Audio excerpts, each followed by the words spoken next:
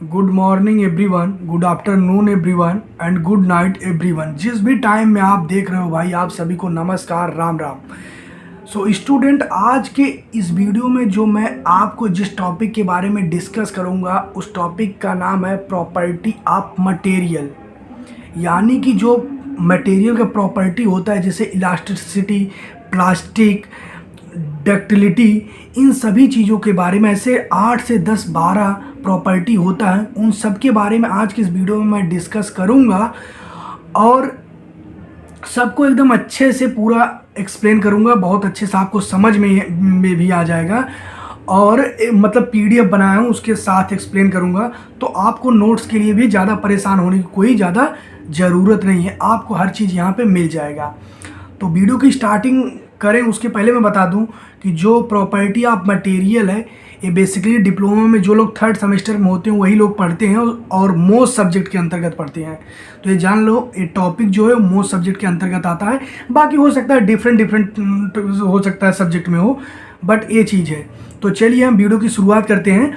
मैं पीडीएफ बनाया हूँ, ठीक है, उसी पीडीएफ में मैं बताता जाऊँगा और आप लोग नोट्स में अपने लिख लीजिएगा। सो आप लोग देख लीजिए, आपका जो सब्जेक्ट है उसका नाम है मोस्ट, चैप्टर 1 है और टॉपिक हमारा है प्रॉपर्टी ऑफ मटेरियल। तो सबसे पहले हम प्रॉपर्टी देखने से पहले हमें जान लेते हैं कि मॉस होता क्या है। तो देखो, मॉस का आप पूरा नाम जानते हो, mechanical of solid, mechanism of solid. अब देखो, मैं मॉस को अगर बताऊं ना तो मॉस में होता क्या है, जैसे मान लीजिए कोई एक पिंड है, ठीक है, ये बॉडी है कोई, इसी को एक बॉडी मान लेते हैं। जब हम लोग इस बॉडी पर कोई फोर्स अप्लाई करते हैं और उस फोर्स के कारण जो इसका मतलब स्ट्रक्चर है, इसके आकार और आकृति में कोई परिवर्तन होता है, शेप एंड साइज में, तो उसी को कहते हैं, इस प्रॉपर्टी को ही कहते हैं मैकेनिकल ऑफ सॉलिड, जो कि मैं नोट्स में लिखा हूँ। हर चीज़ का आपका नोट्स मिल जाएगा। अब देखिए, जो पहला प्रॉपर्टी है उसमें पहला प्रॉपर्टी यही है इलास्टिसिटी, यानी जिसे हम हिंदी में प्रत्यास्थता कहते हैं। तो आप पहले समझिए प्रत्यास्थता होता क्या है। जैसे मान लीजिए कोई एक बॉडी है, कोई सा भी एक बॉडी मान लीजिए भाई, एक मिनट एक चीज़ ले लो। जैसे मान लो कोई बॉडी है, ठीक है, जब इस बॉडी पर हम लोग कोई फोर्स अप्लाई करते हैं और उस फोर्स के कारण इसके आकार और आकृति यानी शेप एंड साइज में कोई परिवर्तन होता है और उस जो फोर्स अप्लाई करते हैं, जैसे उस फोर्स को हटा लेते हैं, ये फिर से अपने इनिशियल पोजीशन में आ जाता है, तो उसी को कहते हैं इलास्टिसिटी। जैसे मान लो ये है, इसका जो भी शेप साइज है इसको ऐसे ही रहने दिया। अब जैसे इसमें हम फोर्स अप्लाई किए दोनों साइड से, तो जाहिर सी बात है कि इसमें इसके आकार में, शेप एंड साइज में परिवर्तन होगा, ठीक है। और जैसे उस लगाए गए फोर्स को हम फिर से छोड़ देते हैं, जीरो कर देते हैं, तो फिर से ये अपने इनिशियल यानी जैसा था वैसे फिर उसी अवस्था में आ जाए, तो उसी को कहते हैं इलास्टिसिटी। इसका एग्जाम्पल होता है रबड़, स्प्रिंग और स्टील।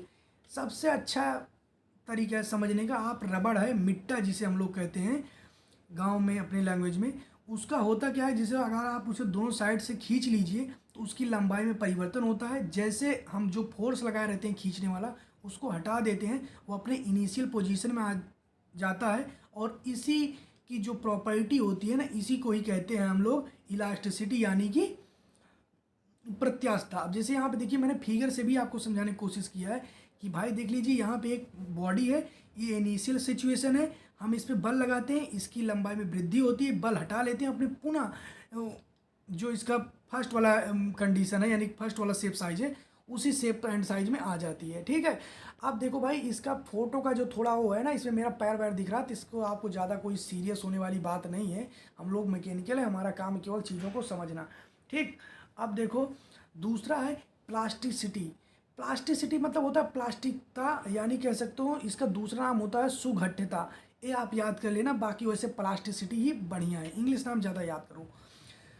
प्लास्टिसिटी क्या होता है, देखो प्लास्टिसिटी ये होता है, जैसे हम फिर उसी बॉडी के एग्जांपल लें, आप इसी स्ट्रक्चर से समझ लेना। जैसे देखो, यदि कोई बॉडी है, उस बॉडी पर हम कोई फोर्स लगाते हैं, उसकी लंबाई यानी कि शेप एंड साइज में परिवर्तन होगा, लेकिन जब हम उस लगाए गए फोर्स को छोड़ देंगे ना, तो वह अपने इनिशियल पोजीशन में नहीं जाएगा, जिसमें आ गया उसी में रहेगा, तो उसी को कहते हैं प्लास्टिसिटी। जैसे मान लीजिए ये बॉडी है, इस पर हमने फोर्स लगाया, ये यहाँ तक बढ़ गया, फोर्स जो लगाए उसको छोड़ दिए, तो फिर से इसमें नहीं आएगा, ये इतने में ही रहेगा। आपको हम डायग्राम बनाएं, फर्स्ट डायग्राम देखिए, यल लंबाई है, इसके बाद जैसे फोर्स लगाते हैं तो यल प्लस डेल्टा यल, डेल्टा यल लंबाई में वृद्धि होती है इसके, और इसके बाद जब इस लगाए गए फोर्स को हम लोग छोड़ देते हैं तो यल प्लस डेल्टा यल ही रह जाता है, क्योंकि यल इसकी इनिशियल लंबाई है और डेल्टा यल में वृद्धि हुई है।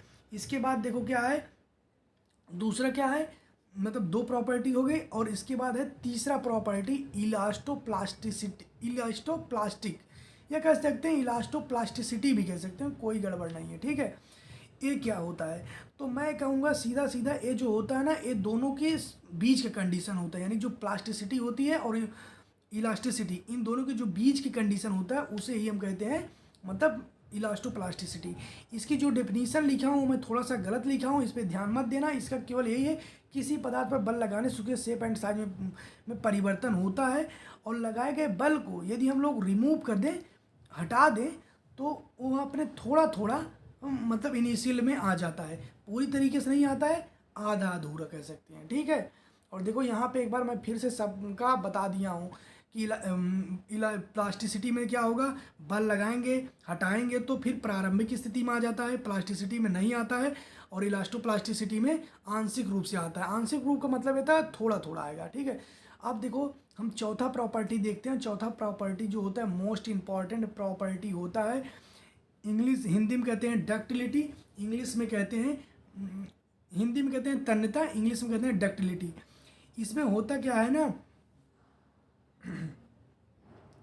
किसी पदार्थ का वह गुण, जैसे मान लीजिए किसी पदार्थ का वह गुण जिसके द्वारा पदार्थ पर टेंसाइल फोर्स लगा के उसे अस्थायी रूप से पतले तार में कन्वर्ट किया जाता है, तो पदार्थ के इस गुण को डक्टिलिटी मटेरियल कहते हैं। जैसे देखो मान लो कोई एक पदार्थ है, सपोज कर लीजिए मेरे पास यही एक पदार्थ है, हाँ बहुत सही एग्जांपल आपको देने वाला हूँ। ये मेरे पास क्या है, एक पदार्थ है, ठीक है, एक पदार्थ है, और ये पदार्थ किसका है, स्टील का है। अब सपोज करिए, लेकिन ये केवल एक पतले तार में होता है, जैसे मान लीजिए ऐसे इसका साइज ना होकर के ऐसे होता। अब इसको मैं अगर ऐसे खींचूं और ये एक पतले तार में ऐसे पतला होता होता चला जाए और बिना टूटे मैं इसको छोड़ दूं, ठीक है, तो उसी को कहेंगे डक्टिलिटी। डक्टिलिटी किसी मटेरियल का वह गुण होता है जिस पर उसको फोर्स लगा करके एक पतले तार में कन्वर्ट किया जाता है, उसी को कहते हैं डक्टिलिटी। डक्टिलिटी जो होता है ना, इसका ज़्यादातर यूज जो होता है आभूषण बनाने में किया जाता है। जैसे मान लीजिए आप लोग रदरफोर्ड का जो पढ़े हैं 12th में, उसमें क्या था, जो उसमें वो पर्दा लगाए रहते हैं, सोने की पॉलीथीन होती है जिसका बहुत पतली लंबाई होती है, तो वो एक प्रकार का भी डक्टिलिटी था, उसको बहुत पतला कर दिया लेकिन वो टूट नहीं पाया। यानी कि आपको किसी चीज़ को पतला करना है खींच करके, बल लगा करके, लेकिन उसे तोड़ना नहीं है। आप ऐसा सीधा सीधा ऐसे कर सकते हो। कई बार पॉलीथीन जो होती है हमारे घर ना, उसको जब हम लोग खींचते हैं तो पहले थोड़ा ऐसे मतलब ना उसका शेप साइज मतलब काफ़ी ज़्यादा पतला हो जाएगा, लेकिन एक टाइम बाद वो फट जाएगा। तो वही होता है एक प्रकार का, वो भी कह सकते हो एक प्रकार का डक्टिलिटी है, हालांकि वो डक्टिलिटी नहीं है, लेकिन एक समझने के लिए।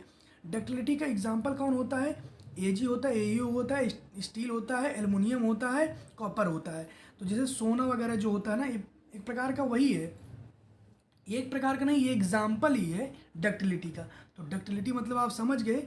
बाकी आपके लिए यहाँ पे मैंने डायग्राम भी बना दिया है, एग्जाम्पल भी दे दिया है, सब चीज़ डेफिनीशन भी।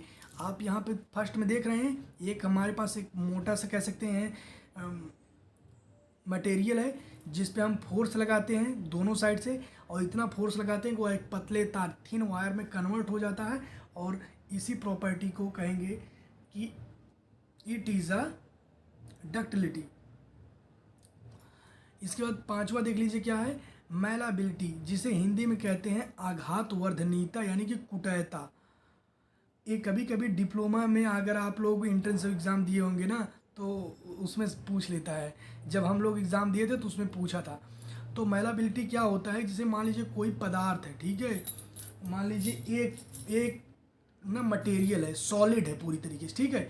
अब सॉलिड मटेरियल है, इसमें हम हैमर से यानी हथौड़ी से हम इस पर कितना प्रहार करते हैं ना कि इसका जो इसको हम पूरा एकदम पतले में कन्वर्ट कर देते हैं। यानी कि अब जो इसकी लंबाई पहले इतना थी, इसको हम इतने में कर देते हैं।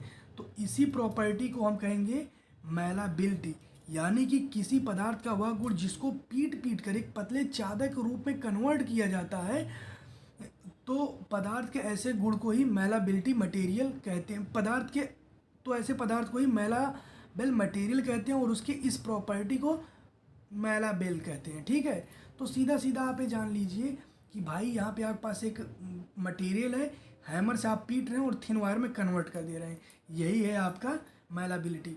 अब इसके बाद देखिए इसका यूज भी आभूषण बनाने में किया जाता है। इसका एग्जाम्पल शीशा है, जो कार वगैरह में आगे लगा रहता है चादर, वो भी एक प्रकार का मैलाबिलिटी के प्रोसेस से ही होकर के गुजरता है। ये चीज़ आप याद रखिए, ये चीज़ आप समझ गए ना, तो मैलाबिलिटी भी आप लोग समझ गए होंगे। बहुत ही अच्छा एग्जाम्पल है, आप डायग्राम से चीज़ों को समझ सकते हैं, ठीक है। अब देखो मैं थोड़ा आगे चलता हूँ,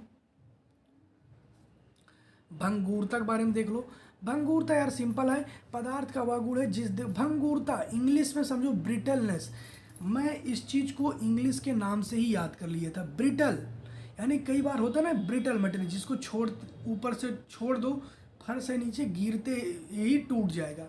तो पदार्थ का वह गुण जिसके कारण पदार्थ पर बल लगाने से वह बिना किसी लंबाई में, यानी कि बिना किसी लंबाई में कह सकते हैं बिना किसी प्लास्टिक डिफॉर्मेशन के, छोटे छोटे टुकड़ों में टूट जाता है पदार्थ के ऐसे गुण को, या पदार्थ तो ऐसे पदार्थ को ब्रिटल मटेरियल कहते हैं या कहलाते हैं।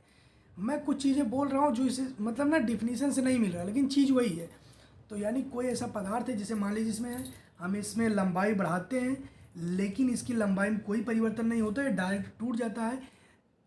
This property called is brittleness, यानी कि हम उसमें फोर्स लगाते हैं, ठीक है, और उसमें फोर्स लगाते हैं, वह भाई लंबाई में वृद्धि नहीं होता, वह टूट जाता है, इसी को कहेंगे ब्रिटलनेस। सीधा सीधा एग्जाम्पल है, ईंटा भी आप कह सकते हो जो हमारे घर में लगा रहता है, लेड भी कह सकते हो, चौक भी कह सकते हो।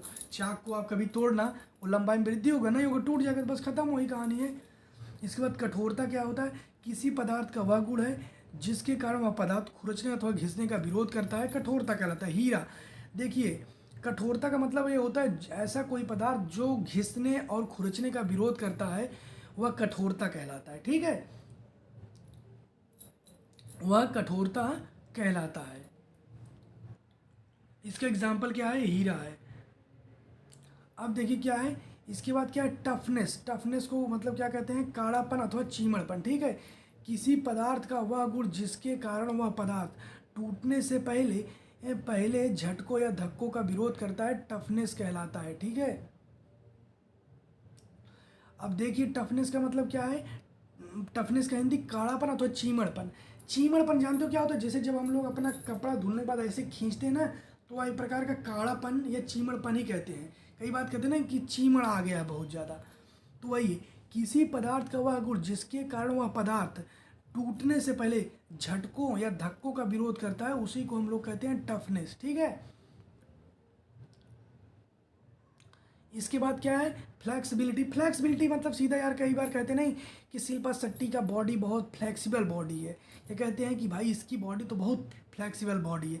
फ्लेक्सिबल बॉडी का मतलब ये होता है ना, जैसे रामदेव बाबा का, किसी भी एंगल पे अपने बॉडी को मतलब उसी में घुमा दो, उसी को कहते हैं। यानी कि देखो किसी पदार्थ का वह गुण जिसके कारण उस पदार्थ को बिना टूटे किसी भी एंगल पे मोड़ा जा सकता है, किसी भी आर्क पे मोड़ा जा सकता है, उसी को फ्लेक्सिबल बॉडी कहते हैं। जैसे देख लीजिए कोई रबड़ है, उसको आप ऐसे कर दीजिए, ऐसे कर दीजिए, वैसे कर दीजिए, वो फ्लेक्सिबल है भाई, उसको कुछ भी करो, तो वही एग्जाम्पल होता है फ्लेक्सिबल का। अब देख लीजिए क्या हो गया, अब आ गया आप लोगों का फटीग। फटीग में देखिए क्या होता है, किसी पदार्थ का वह गुण जिसके द्वारा वह पदार्थ रिवर्सिबल स्ट्रेस या साइक्लिक लोड का विरोध करता है, फटीग कहलाता है। यानी किसी पदार्थ का वह गुण जिसके कारण वह पदार्थ रिवर्सिबल स्ट्रेस या साइक्लिक लोड का विरोध करता है, फटीग कहलाता है, ठीक है। और ऊपर थोड़ा हम लोग चलते हैं, तो फटीग का भी मतलब समझ गए ना। फटीग का मतलब एक चीज़ मैं तुम्हें बता दूं ना, थकान होता है। अगर अभी आप देखें यूट्यूब पे सर्च करेंगे, फटीग का मतलब थकान होता है। कई बार आप लोग जब मतलब जॉब वगैरह करने लगोगे ना, सोमवार से शनिचर कैसे बीत जाएगा आपको पता नहीं लगेगा, तो आपको लगोगे यार शरीर में बहुत ज़्यादा थकान है। ऐसे वैसे करोगे पूरे शरीर में दर्द होगा नहीं, लेकिन ऐसे करोगे ना पूरा ये सब अब आ जाएगा, बस ये जान लो। तो उसी के प्रकार कहेंगे फटीग मतलब एक प्रकार का थकान ही होता है। तो वह भी यही कह रहा है, किसी पदार्थ का वह गुण जिसके द्वारा वह पदार्थ रिवर्सिबल स्ट्रेस मतलब क्या, एक प्रकार का वही तथा साइक्लिक लोड का विरोध करता है, फटीग कहलाता है। और देखो क्रीप इसको आपको अच्छे से समझना है। क्रीप क्या होता है, जैसे मान लीजिए कोई एक बॉडी है, इसको हम एक बॉडी मान लिए और यह बॉडी क्या है, कांस्टेंट है। यदि किसी बॉडी पर कोई कांस्ट, जैसे बॉडी है ठीक, अब इस बॉडी पर जैसे मान लीजिए यह एक बॉडी है और इस बॉडी पर मैंने एक कांस्टेंट लोड, ये देखो यहाँ पे एक जो लोड लगा है ये क्या हुआ, यह एक कांस्टेंट लोड है और लॉन्ग टाइम के लिए हाई टेम्परेचर पे लगा देता हूँ, तो इसके ये जो है ना बॉडी जो है इसमें परमानेंट डिफॉर्मेशन आता है, इसी को क्रीप कहते हैं। जैसे मान लीजिए मेरे पास एक बॉडी है, इस बॉडी पर लॉन्ग टाइम के लिए हाई टेम्परेचर पर हम कोई कांस्टेंट लोड लगा देते हैं और इस लोड के कारण इसमें एक प्लास्टिक डिफॉर्मेशन होता है, आप कह सकते हैं लंबाई में वृद्धि, परमानेंट डिफॉर्मेशन, प्लास्टिक नहीं परमानेंट डिफॉर्मेशन होता है। परमानेंट डिफॉर्मेशन मतलब क्या है, लंबाई में वृद्धि होता है, तो उसी को हम क्रीप कहते हैं। यहाँ पे आप जो हम आपको दिखा रहे हैं मतलब डायग्राम, उसमें भी आप देख लीजिए, यहाँ पे एक बॉडी है, इस बॉडी पर मैंने एक लोड लगाया है जिस को हमने दिया W नाम, ठीक है। उसका लंबाई कितना था, L था। जब हम लोड लगा दिए लॉन्ग टाइम के लिए और हाई टेम्परेचर पे, तो एक टाइम बाद उसके लंबाई में डेल्टा L की वृद्धि होती है, उसी को हम कह देंगे कि भाई ये क्या है, क्रीप। इसके बाद देखिए क्या होता है, टेंसिटी। टेंसिटी का मतलब देखिए क्या होता है, किसी पदार्थ के तनाव में टूटने की स्थिति में जितना अधिकतम बल उत्पन्न की जाती है उसे पदार्थ की टेंसिटी कहते हैं। किसी पदार्थ के तनाव में टूटने की स्थिति में जितना अधिकतम प्रतिबल उत्पन्न की जाती है, यानी कि एक चीज़ जाने, होता नहीं कि कोई आदमी, सीधे सीधे एक एग्जांपल दूं लाइफ से, होता नहीं कि कोई आदमी मरने से पहले जितनी ज़्यादा समस्याओं को झेल सके उसे ही कह सकते हो एक प्रकार से टेंसिटी। टेंसिटी मतलब अधिकतम कितना वो झेल सकता है, वही कह रहा है कि अधिकतम प्रतिबल कितना उत्पन्न कर सकता है। तो टूटने से पहले, टूटने की स्थिति में जितना अधिकतम प्रतिबल उत्पन्न की जाती है उसे ही टेंसिटी कहते हैं, ठीक है। इसके बाद देखो स्ट्रेंथ क्या होता है। स्ट्रेंथ का मतलब तो आप लोग जानते ही होंगे, लाइफ से रिलेटेड है। किसी पदार्थ का वह गुण जो बिना फेल हुए अधिकतम बल सहन कर सकता है या अधिकतम प्रॉब्लम को सहन कर सकता है, उसे ही सामर्थ्य कहते हैं। मैंने उस चीज़ को नहीं लिखा, अधिकतम बल सहन कर सकता हूँ। तो जैसे मान लीजिए मैंने आपसे कहा आप ज़्यादा पेन को सह सकते हैं, ये भी एक प्रकार की स्ट्रेंथ ही है। और इसके बाद देखो लास्ट डेफिनेशन क्या है, मशीनिबिलिटी। किसी पदार्थ का वह गुण जिसके कारण पदार्थ पर मशीनी कार्य आसानी से किए जाते हैं, मशीनिबिलिटी कहलाती है। तो भाई ये था आपका पूरा प्रॉपर्टी। कमेंट करके ज़रूर बताना मैंने आपको कैसा समझाया है। मुझे ऐसा लगता है कि मैंने समझाने की अच्छी कोशिश की और समझ भी गए होंगे आप लोग। हाँ, वीडियो बनाते टाइम कई बार होता था, जब मैं पढ़ता था तो मैं बताता था और उस डिफिनीशन में कुछ और लिखा रहता था, यानी थोड़ा है और ही की मतलब थोड़ा सा अंतर था, तो उसमें आपको नहीं जाना है, ठीक, वो चीज़ वही था। बाकी आपको मैंने एक नोट्स दे दिया, डायग्राम दे दिया, आपका काम है समझना।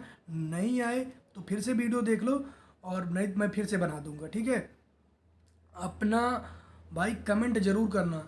मैं आपसे नहीं कह रहा हूँ कि आप शेयर करो, लाइक करो। शेयर करने के लिए कह दे रहा हूँ, लाइक सब्सक्राइब के लिए नहीं कह रहा हूँ मैं, बट शेयर और हो सके तो कमेंट कर देना। बाकी आपका मन, लेकिन कमेंट जरूर करना।